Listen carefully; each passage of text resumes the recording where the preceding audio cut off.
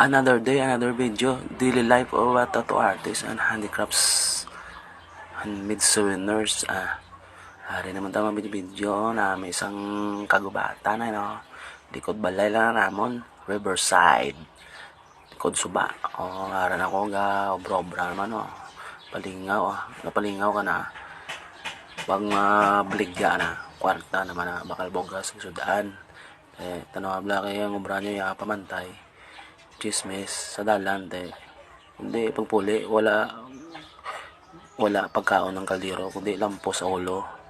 Ora nagisindihan ko na para nga malak na sa gali sa mga vlog ng mga tattoo artist nga o gaya tatuan mo lang gid sa ipalpantiyon mo pa ani ka lang sa Baby Max tol gago si mo ginaguba mo ang tattoo industry sa Pilipinas.